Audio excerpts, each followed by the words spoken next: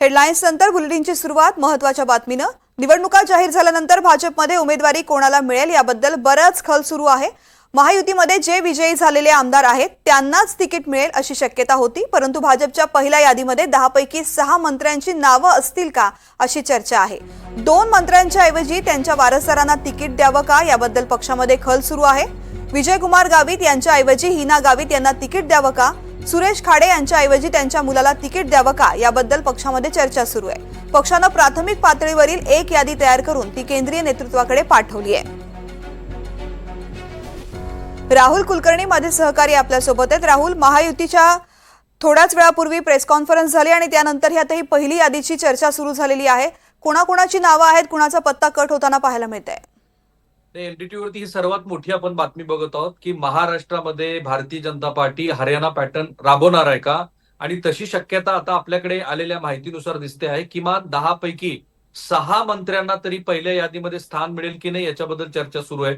आणि 2 मंत्री तर असे आहेत की ज्यांना स्वतःला तिकीट द्यावं, म्हणजे विजयकुमार गावित आणि सुरेश खाडे, की त्यांच्याऐवजी त्यांच्या वारसदारांना तिकीट द्यावं ह्याबद्दल पक्षामध्ये मोठ्या प्रमाणामध्ये चर्चा सुरू आहे। कारण पक्षानं अंतर्गत जे काही सर्व्हे केलेले होते त्या सर्व्हेमध्ये काही विद्यमान आमदार आणि काही मंत्री यांच्या एकूण कामकाजाबद्दल पक्षाला फारसं अनुकूल असं चित्र दिसलेलं नाहीये।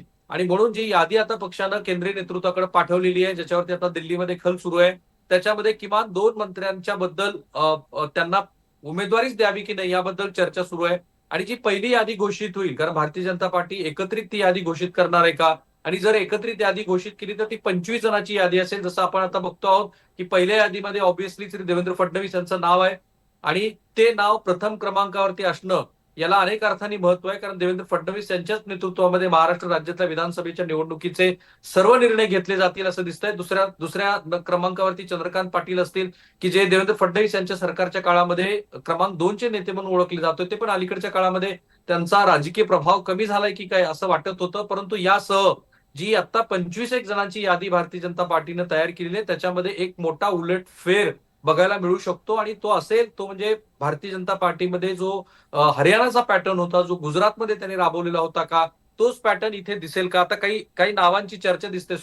सुभाष भामरे, की जे माजी केंद्रीय मंत्री आहेत, त्यांना धुळे ग्रामीण मधनं संधी द्यावी का, जयकुमार रावल आहेत, संजय सावकार आहेत, सुरेश भोळे आहेत, विजयकुमार गावित की त्यांची मुलगी, अशी जी काही नावं आपल्याला दिसत आहेत, ती यादी भारतीय जनता पार्टीच्या वरिष्ठ काही मंडळींची आपण जेव्हा चर्चा केली तेव्हा असं दिसतं की सर्वसाधारणपणे एक असा प्रयत्न केला जाईल की जे महायुतीचं एक सूत्र होतं की जिथे जो आमदार निवडून आलेला आहे त्याला ते तिकीट द्यावं। परंतु हरियाणामध्ये ज्या पद्धतीचं यश भारतीय जनता पार्टीला मिळालं, जे त्यांनी गुजरातमध्ये केलं होतं, की जो इन्कम्बंट आमदार आहे त्याच्या विरोधातली जी नाराजी आहे ती नाराजी दूर करण्यासाठी त्या ठिकाणी दुसरा उमेदवार कोणी द्यावा का। सांगली संदर्भात पण एक मोठे अपडेट आपल्याकडे आहेत। सांगलीमध्ये जे गाडगीळ आहेत त्यांनी आपल्याला आता निवडणूक लढायची नाही असं म्हटलेलं आहे, तर त्या ठिकाणी महिला मोर्चाच्या एक पदाधिकारी आहेत, ज्या बीज महामंडळावरती पण सदस्य आहेत, त्यांना तिथे संधी मिळू शकते। सो ही जी यादी आहे या यादीवरती खल मोठ्या प्रमाणामध्ये सुरू आहे। भारतीय जनता पार्टी महाराष्ट्रामध्ये सुद्धा एक मोठा पॅटर्न आणेल आणि तो पॅटर्न हरियाणा सारखा असेल का, अशी चर्चा जोरात सुरू आहे पक्षामध्ये।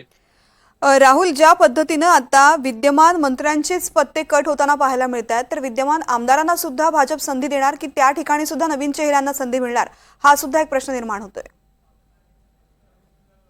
नाही, मला प्रश्न नीट ऐकू नाही आला, परंतु साधारणपणे असं दिसतं आहे की भारतीय जनता पार्टी अंतर्गत जे काही सर्व्हे झालेले आहेत त्या सर्व्हेमध्ये ज्यांच्या ज्यांच्या विरोधामध्ये काही नाराजी आहे अशा मंडळींच्या ऐवजी, कारण लोकसभा निवडणुकीमध्ये असं झालं होतं की जेव्हा सर्व्हे अंतर्गत केले गेले तेव्हा दिसलं होतं, जसं अमरावतीचं उदाहरण आहे की नवनीत राणा यांच्या विरोधामध्ये बऱ्यापैकी नाराजी होती, परंतु पक्षाने ठरवलं आणि त्यांना उमेदवारी मिळाली। त्याचा परिणाम काय झाला ते बघितलं। अर्थात अमरावतीमध्ये जी गणितं होती ती फार वेगवेगळी होती। यावेळेला मात्र पक्ष अंतर्गत सर्व्हे अधिक पदाधिकाऱ्यांनी दिलेले जे इनपुट्स आहेत त्याच्यावर आधारित राहूनच अशा पद्धतीनं उमेदवाऱ्या निश्चित करेल असं म्हटलं जातंय। आपल्याला आठवत असेल तर 2 दिवस पक्षानं जे पक्षाचे जिल्हानिहाय पदाधिकारी आहेत त्यांना त्यांच्याकडनं एक अहवाल मागून घेतला होता, प्राधान्यक्रम विचारले होते, 1, 2, 3 अशा प्राधान्यक्रमांनी पक्षाच्या पदाधिकाऱ्यांनी सुद्धा काही नावं सजेस्ट केलेली आहेत।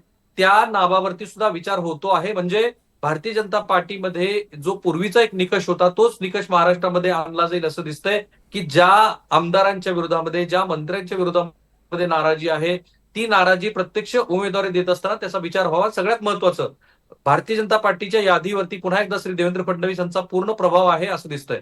निश्चित. राहुल, धन्यवाद संपूर्ण सविस्तर माहितीसाठी.